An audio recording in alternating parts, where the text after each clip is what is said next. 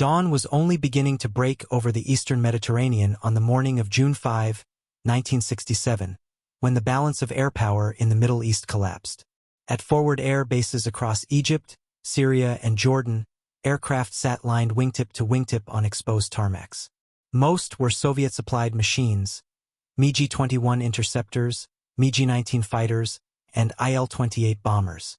Their pilots had been briefed for heightened readiness, but not for immediate war. Radios were quiet. Radar screens showed nothing unusual. To many of the officers overseeing these forces, among them Soviet military advisors embedded deep within Arab command structures, it appeared to be another tense but static morning in a long regional standoff. What they did not know was that, hundreds of kilometers to the west, nearly the entire Israeli Air Force was already airborne.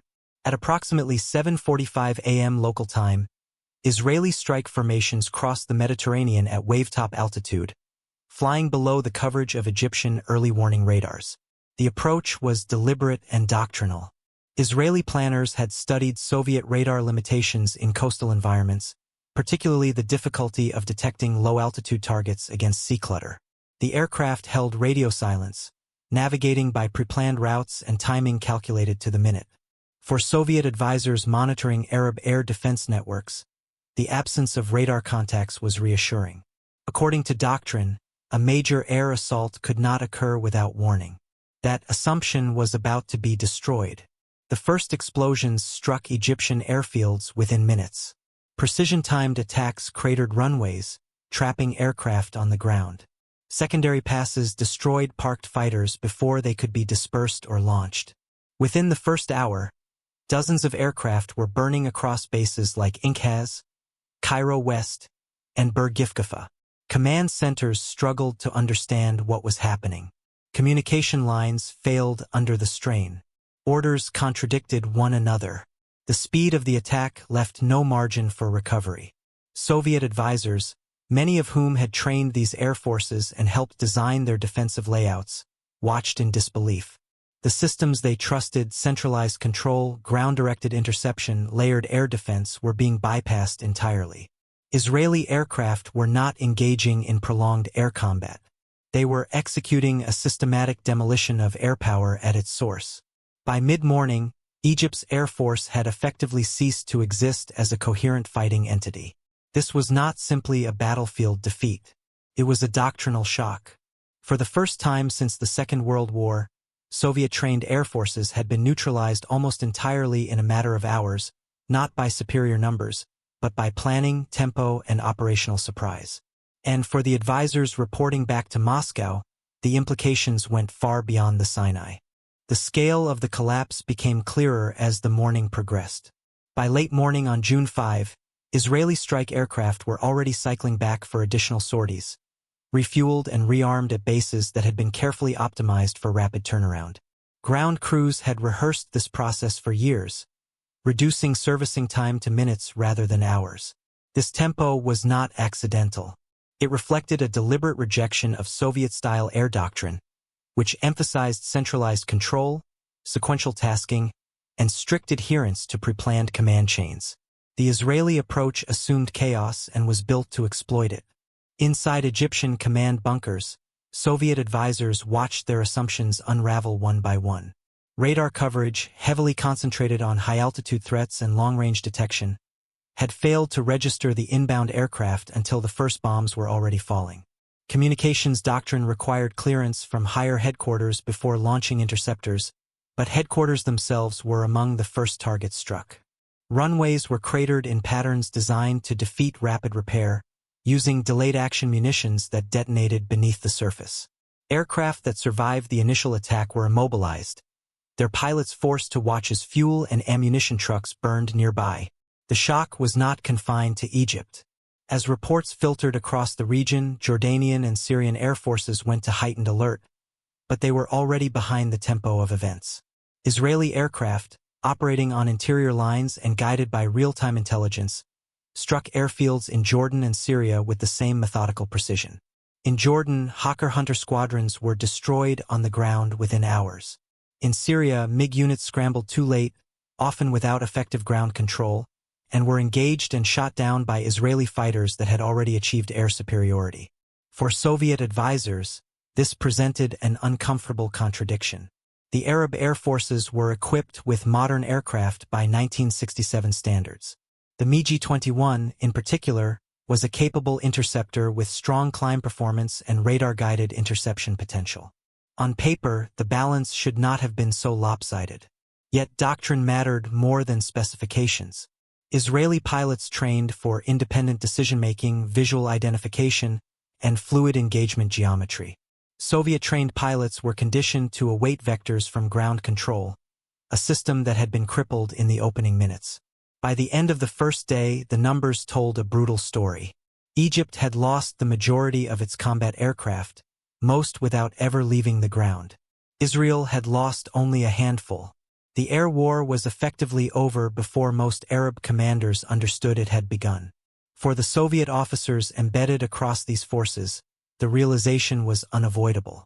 This was not merely a tactical surprise.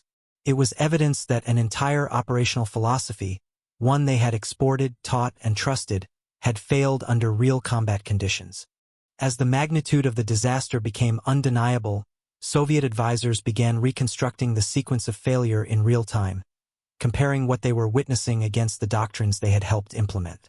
At the core of that doctrine was the assumption that air defense was a systems problem, solved through centralized control and layered response.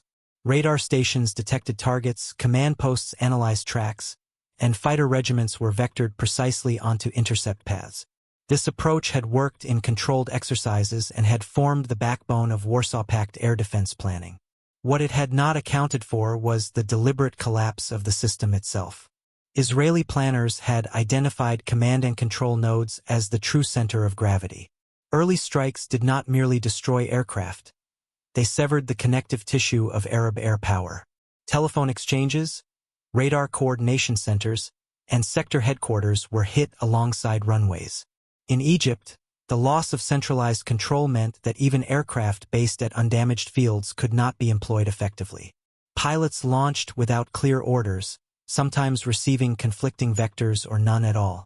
In several cases, fighters returned to base with full fuel and weapons loads, unable to locate the enemy in a sky already dominated by Israeli patrols. For Soviet advisors trained in the PVO tradition, this was deeply unsettling. Their doctrine assumed that even if individual nodes were destroyed, redundancy would preserve functionality. In practice, the redundancy existed on paper but not in execution. Communication lines relied on fixed infrastructure.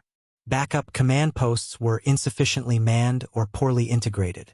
Training had emphasized procedural compliance over initiative. When the system fractured, there was no doctrinal guidance for improvisation. Air-to-air combat further exposed the gap. Israeli pilots entered engagements with a clear understanding of their objectives. Deny the enemy the ability to fight back at all. They avoided prolonged dogfights unless conditions favored them, instead using superior situational awareness to strike decisively. Arab pilots, many flying capable aircraft, were often placed in reactive positions, forced into engagements without altitude, speed, or coordination. Losses mounted rapidly, reinforcing the sense of helplessness spreading through command channels. Reports sent back to Moscow reflected growing alarm. Advisors emphasized that the defeat could not be explained by equipment inferiority alone. They noted that radar coverage had been technically functional, that aircraft performance figures were comparable, and that pilot bravery was not in question. The failure lay in the rigidity of doctrine and the assumption that the enemy would fight according to predictable rules. Israel had not contested the system. It had rendered the system irrelevant. By the evening of June 5, Soviet observers understood that air superiority in the region had shifted permanently within a single day. Without air cover, Arab ground forces were exposed, supply lines were vulnerable, and strategic depth vanished. What unfolded next on land would be shaped entirely by what had already happened in the air. For those advisors, the war had become a live demonstration of how quickly modern conflict could invalidate decades of planning. In the days that followed, the consequences of air superiority became impossible to ignore. Israeli aircraft operated with near-total freedom over the Sinai, the West Bank, and the Golan Heights, striking armored columns, artillery positions, and supply convoys with impunity. For Soviet advisors embedded with Arab ground units, the experience was grimly instructive. The air defense umbrella they had assumed would protect maneuver forces had collapsed before those forces ever engaged the enemy. What remained was a battlefield exposed from above, where movement by daylight invited immediate attack. This outcome forced a reassessment of long-held assumptions about the relationship between air and ground warfare. Soviet doctrine emphasized massed armor supported by layered air defenses, with the expectation that enemy airpower would be contested and degraded over time. In 1967, there was no time. Israeli aircraft disrupted mobilization, severed logistics, and paralyzed command structures before ground formations could achieve cohesion. Tanks advanced without adequate reconnaissance, infantry moved without cover, and reserves were committed blindly. The loss of air power was not a separate failure. It was the catalyst that magnified every other weakness. Soviet advisors reported that even where surface-to-air missile systems were present, their effectiveness was limited. Most Arab forces relied on anti-aircraft artillery and early-generation systems that required centralized cueing and visual acquisition. Without reliable radar input or coordinated command, these defenses were largely symbolic. Israeli pilots adapted their flight profiles accordingly, attacking from directions and altitudes that minimized exposure while maintaining accuracy. The imbalance reinforced a central lesson: air defense could not be treated as a static shield. It had to be resilient, flexible, and integrated at every level. Back in Moscow, these reports triggered urgent internal debates. The defeat of Arab air forces raised uncomfortable questions about export doctrine and training methods. Advisors had followed established manuals, yet real combat had revealed their limitations. Analysts noted that Israeli success rested on initiative, decentralized execution, and relentless tempo, qualities difficult to instill through rigid command structures. The war suggested that future conflicts would be decided not only by who possessed modern equipment, but by who could adapt faster under pressure. By the time the fighting ended on June 10, the strategic map of the region had been redrawn. Israel's territorial gains were dramatic, but for the Soviet military establishment, the more troubling outcome lay beneath the surface. A small, well-prepared air force had neutralized multiple larger forces in days. The implication was clear. If similar methods were applied elsewhere, particularly in Europe, the consequences could be catastrophic. The advisors who returned home carried more than after-action reports. They carried a warning. Modern war had entered a phase where speed, coordination, and decision-making mattered as much as numbers. The lessons of 1967 would not be forgotten, but they would take years and another war to fully absorb. The reassessment did not remain theoretical for long.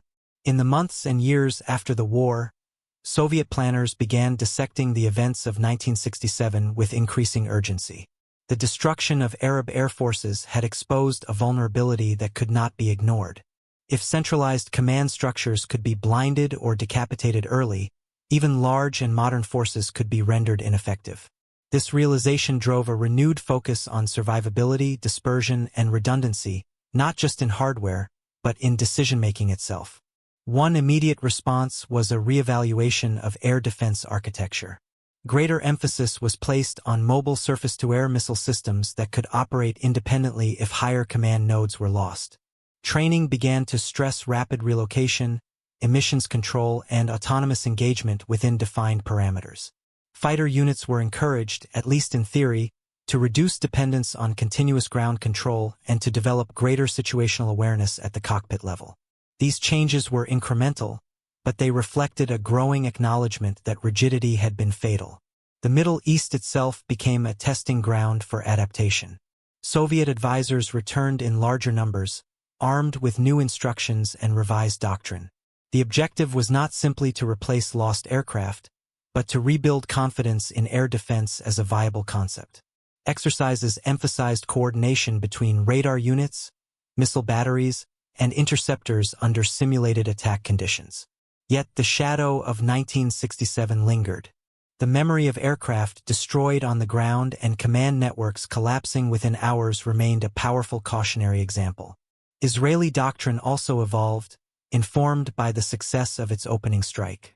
Planners recognized that surprise and tempo had delivered decisive results, but they also understood that adversaries would adapt. This mutual evolution set the stage for a more contested environment in future conflicts.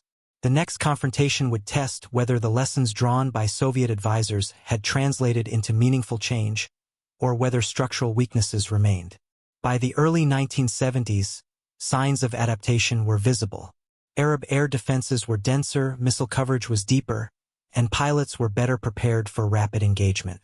The balance was no longer as lopsided as it had been in the opening hours of the Six-Day War. For Soviet analysts, this was both reassuring and sobering. Improvement was possible, but it required abandoning assumptions that had once seemed unassailable. The horror experienced by Soviet advisors in 1967 had reshaped their understanding of modern warfare. It had demonstrated that technology, doctrine, and human decision-making were inseparable. Airpower was not merely a supporting arm. It was a decisive instrument that could determine the outcome of a war before ground forces fully engaged. The legacy of that realization would echo through subsequent conflicts, influencing planning, procurement, and training far beyond the Middle East. The final accounting came quietly, long after the last aircraft had landed and the ceasefire lines had hardened into borders. For the Soviet military establishment, the Six-Day War was no longer viewed as a regional anomaly or a failure of Allied leadership. It was treated as a case study in modern operational collapse. The horror experienced by Soviet advisors in 1967 was rooted in a single realization: airpower, when used with speed, surprise, and doctrinal clarity, could decide a war before traditional measures of strength ever came into play. What made the defeat so unsettling was not that Israeli aircraft were superior in isolation. It was that they were employed as part of an integrated system built around initiative, tempo, and precise intelligence. The Arab air forces had been larger on paper, and in some cases comparably equipped, but they were bound to a model that assumed warning, time, and orderly escalation. Those assumptions did not survive first contact. The advisors who witnessed the destruction understood that no amount of hardware could compensate for a doctrine unable to function under sudden pressure. In the years that followed, the Soviet Union invested heavily in correcting these weaknesses. New missile systems, revised command philosophies, and expanded pilot training all traced part of their lineage back to the shock of 1967. Later conflicts would demonstrate that adaptation was possible, but never simple. The lesson endured that air superiority was not a gradual achievement. Could be seized in hours, and once lost, it reshaped every subsequent decision on the battlefield. For Israel, the war confirmed a hard-earned belief that survival depended on striking first, striking decisively, and denying the enemy the ability to recover. For the Soviet advisors who had watched Allied air forces burn on the ground, it marked the moment when theoretical doctrine met uncompromising reality. The skies over the Middle East had delivered a warning that resonated far beyond the region, one that would inform Cold War planning until its final years. If you found this analysis of Cold War air power and doctrine compelling, consider liking the video, subscribing to the channel, and staying with us as we continue exploring the moments when technology, strategy, and human decision-making collided to change military history.